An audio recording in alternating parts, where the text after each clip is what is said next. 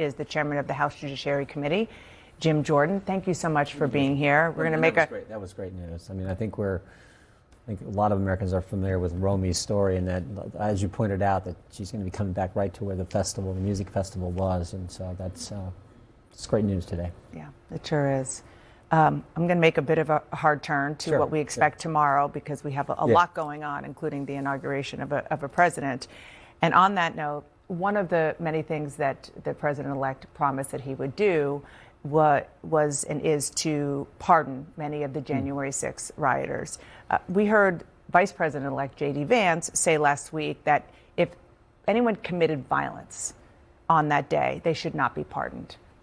He added there's a little bit of a gray area there. But according to the DOJ, 608 people have been charged with assaulting, resisting, or obstructing officers. 174 of those defendants have been charged with using a deadly or dangerous weapon against police officers. So do you agree with Vice President-elect Vance that those people should not be pardoned? I think all along, whether it's President Trump, Vice President Vance, people who didn't engage in violence should be pardoned. I think that's where the American people are. I think that's where the president is. What about those who did engage in violence? I think then you go case by case, and if they've done some violent activity against some police officer, maybe not. Maybe they shouldn't be. And I think JD pointed that out.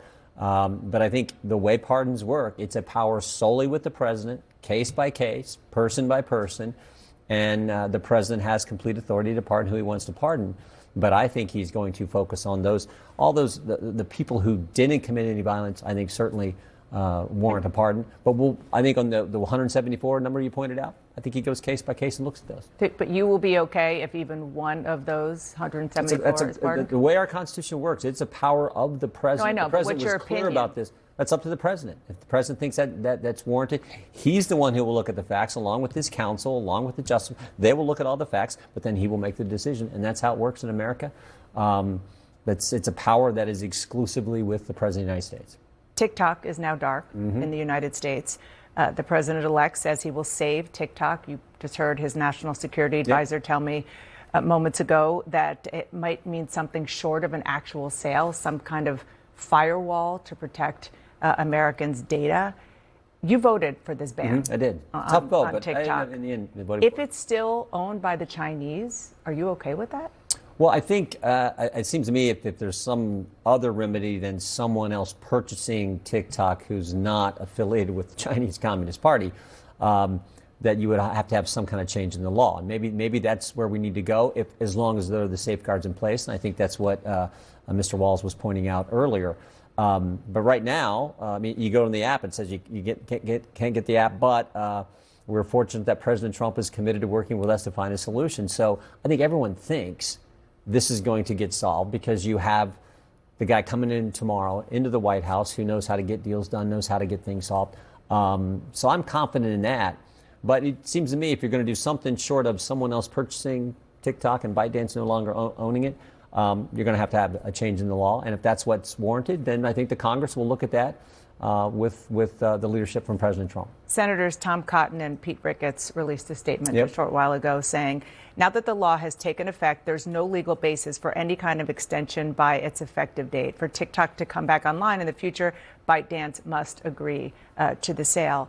So it sounds like they're kind of agreeing with what you said. But you have to change the law to do anything different than that. But also just sort of philosophically, is that the approach that you would like the Trump administration even to consider?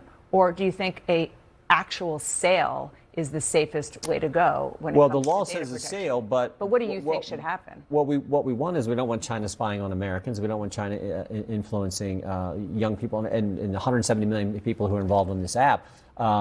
So that's what we want. How that gets resolved, I guess we're open to different scenarios. But right now, the law is the law. And, of course, you got these companies abiding by the law. They don't want any type of liability concern they would have if they had allowed this app to continue. So, and are you okay with the pause? Like if he comes into office tomorrow and brings it back online, as the law does allow him to do, you can have a 90-day pause. Yeah, he's the commander-in-chief.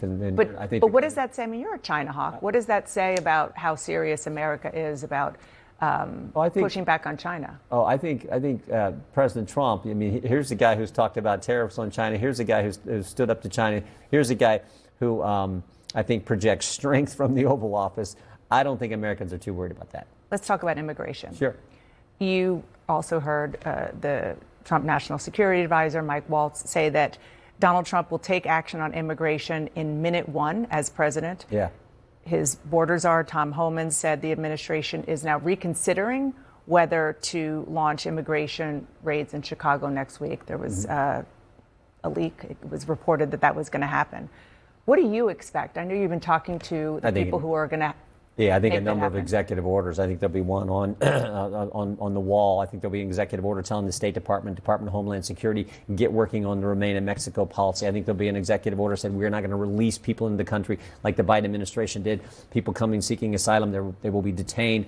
I think there's likely to be something on parole. The Biden administration did this blanket parole authority for certain groups of migrants coming in. That's not supposed to be how it works. It's supposed to be case by case basis. So I think you're going to see all those come from the president tomorrow, as well as in other areas. I think he'll look at energy and some other things. Let's just stay on immigration. Relative to immigration, the border, I think it'll be all the. Okay, so you talk about the border and the policies. Yeah.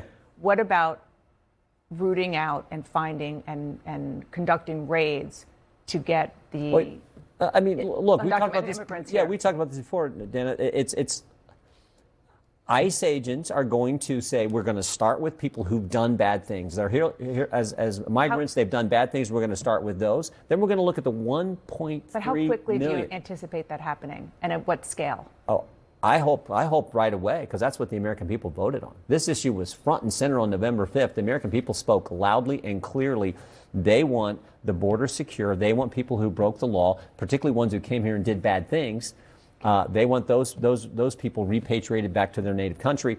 And then you go to the 1.3 million who've been in front of a judge, in front of a court, and the court has said, you do not qualify under our asylum laws. That's where Tom Homan's going to start, and I think that's exactly what the election was about, and appropriate and consistent with the rule of law.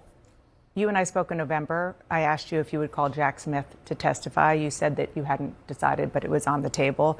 Now his report has been released. He has stepped down. Will you call him to testify? We're still looking at all that. One of the things we are going to check into is one of his lawyers. I mean, this is just one of the many issues I think we need some answers to. But Jay Bratt, one of the guys who worked for him, went to a lawyer who was representing one of the defendants in the case, representing Walt Nauta, said to that lawyer, we didn't know you were a Trump guy. We thought you were interested in this judge position. You can't do those kind of things. So we're going to investigate that. We're going to look at a number of things Jack Smith didn't include in his report, like something that's happened since I was here in November. The 26 confidential human sources who were there on January 6, 2021, 17 within restricted space, 4 inside the Capitol. So you're not done. 2 were tasked to be there by the FBI. Yeah, because I think there are lots of answers, lots of questions that people, the American people, want answers to. Chairman Jim Jordan, thank you so much for being here. Good to be with you. Appreciate it. And as we